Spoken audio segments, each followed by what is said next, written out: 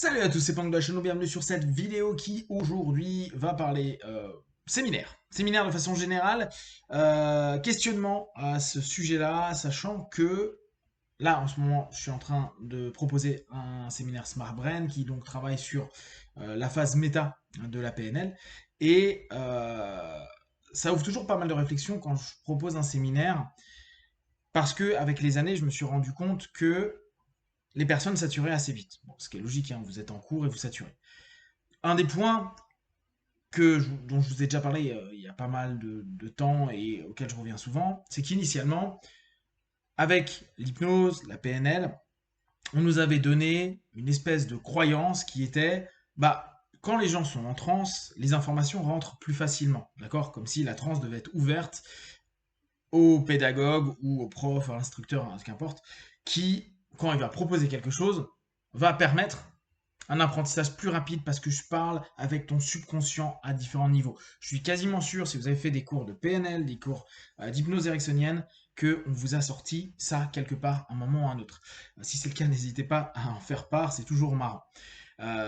Vous vous souvenez quand je suis allé chez Bedler, et puis chez Grinder, et puis bon, chez plein de gens, quand je vous fais les feedbacks, souvent je dis, putain, mais ils me saoulent parce que ils font du storytelling pendant 3 heures. Alors, c'est plus marquant, là, si on reprend la PNL, et vu que je suis dans ces phases-là, avec Bendler et Grinder, parce que Bendler, les 3 premières heures du matin, c'est que du storytelling. Il fait donc métaphore imbriquée sur métaphore imbriquée sur métaphore imbriquée, où il parle un peu de concepts et plein d'histoires, les mêmes histoires qu'il répète depuis 40 ans. Euh, c'est d'ailleurs quelque chose d'assez marquant parce que bah, ça a fonctionné, ou en tout cas, ça présuppose, parce que c'est très présupposition, euh, que bah, ça fonctionne. Et il y a quelque chose auquel je n'adhère pas, dans le sens où moi, j'ai jamais eu l'impression d'apprendre quoi que ce soit quand j'étais complètement barré.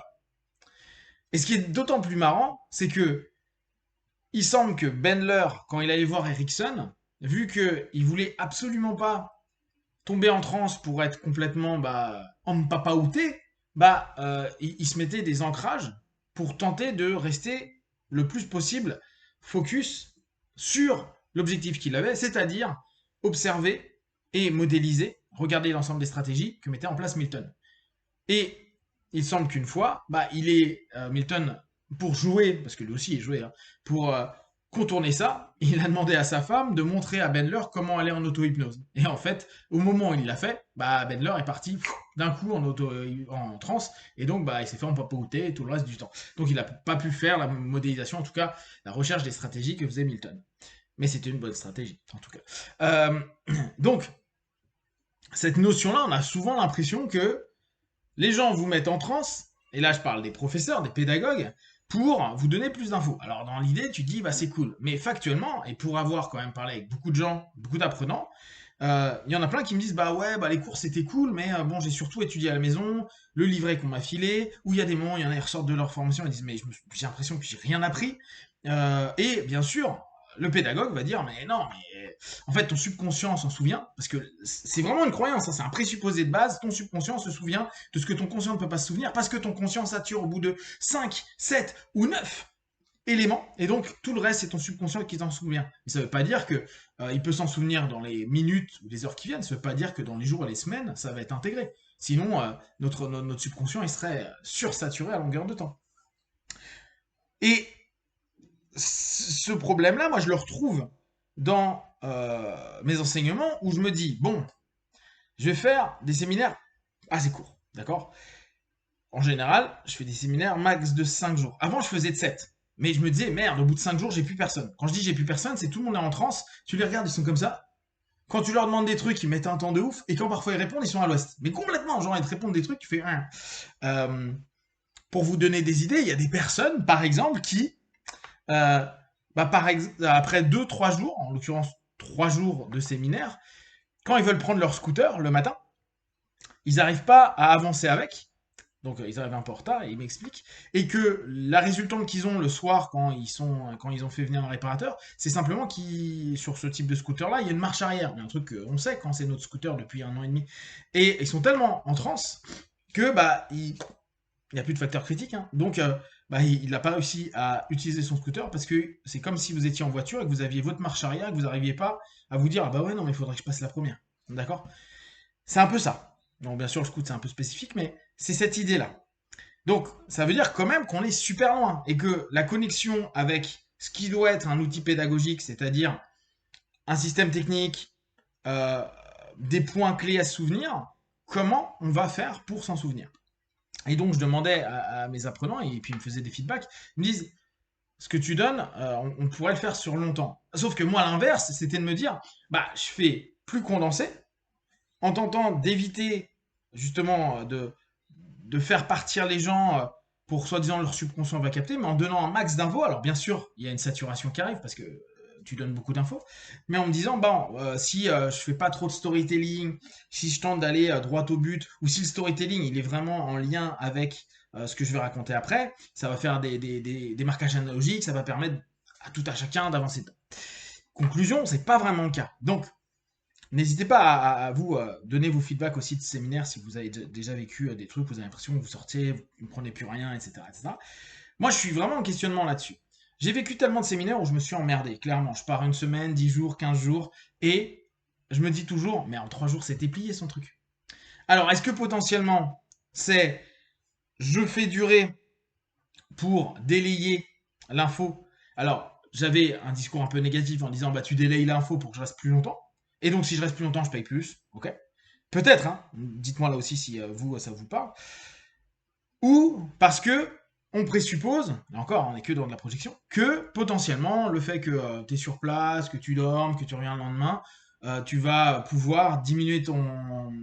Tu vas lâcher un petit peu la saturation du facteur de jugement et le lendemain, tu es un peu plus open. Moi, j'y crois pas, parce que pour moi, on fait du fractionnement, mais peut-être que c'est ce qui est pensé.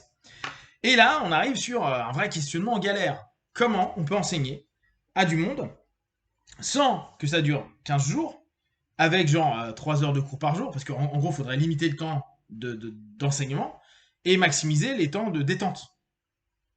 Sauf que vous êtes bien d'accord qu'on n'a pas tous 15 jours à faire pour apprendre pour faire quelque chose qu'on pourrait faire en 3 jours. Ou en 5 en l'occurrence. Donc là, il y a un vrai questionnement et il y a quelque chose d'assez complexe. L'idée serait, et c'était ce qui était fait dans pas mal de systèmes il y a longtemps, quand je dis pas mal de systèmes, c'était aussi bien en énergétique que parfois en psycho, c'était de faire éventuellement une fois par semaine des meetings comme là actuellement, ce que je fais avec la Milton Erickson Institute ou avec Berry Comar avec Hypnodontix ou ce que j'ai fait avec l'étude de hypnothérapie d'Effelman où on a juste un cours par semaine. Sauf que quand on veut le faire en présentiel, c'est galère. Parce que si le mec il habite à l'autre bout de la France ou à l'autre bout du monde par rapport à chez toi, il va pas pouvoir venir toutes les semaines. Donc là encore un problème. Euh, c'est là où il y a vraiment un questionnement. Parce qu'effectivement, c'est plus intéressant de se dire bon les gars, on se voit 2 soirs la semaine ou un jour que le samedi ou que le dimanche pendant 1 mois ou 2 mois.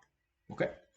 Et entre-temps, comme ça, les gens ils ont le temps de poser, de réfléchir dessus, de travailler un peu et de mettre en place. Alors ça c'est cool, mais qui est-ce qui, honnêtement, aujourd'hui, dans notre société, le ferait? Maintenant, on pourrait se dire, bon ok, laisse tomber le présentiel et fais ça en online. Sauf que online, moi ce que j'ai constaté, et je pense qu'on est tous un peu pareil, c'est que, bah, bien sûr, on est un peu en train de regarder le ciné. Genre, il y a un mec qui parle, on n'est pas vraiment présent, on est là, on fait plein de trucs, on lit nos mails, notre téléphone, nos trucs, nos machins, en bidule. Et ça manque de présence. D'un point de vue pédage, je trouve qu'il y a un truc qui déconne. D'ailleurs, si on veut pas le faire trop aux enfants, c'est qu'il y a peut-être une raison. Donc, je suis pas sûr que les adultes soient forcément plus mûrs, sachant que la plupart des adultes ne sont plus habitués à suivre des cours, ce qui n'est pas le cas chez les enfants, les ados et les jeunes adultes à la fac. Donc là, il y a plein de questionnements qui se posent et n'hésitez pas, vous, à dire ce que vous aimez. Est-ce que, tiens, une fois par semaine, ça serait intéressant ou 2 soirées dans la semaine, donc plus court, bien sûr. Et puis après, faire ça pendant 1 mois, 2 mois, 3 mois. Alors bien sûr, ça demande une proximité ou online. N'hésitez pas à dire, parce que moi, je suis prêt à modifier ma manière de taffer pour que ce soit utile et que là, là, on arrive à la fin du 4e, mais déjà à la fin du 3e, c'était très compliqué. Il y avait plein de saturation. À la fin du second, c'était très compliqué. Il y a toujours ce questionnement. Donc n'hésitez pas à partager sur Facebook, YouTube. J'y répondrai le plus rapidement possible. Et comme d'habitude, de tout ce que je propose, ne prenez que ce qui est bon et juste pour vous. Testez, observez, analysez et concluez. Be one. Ciao.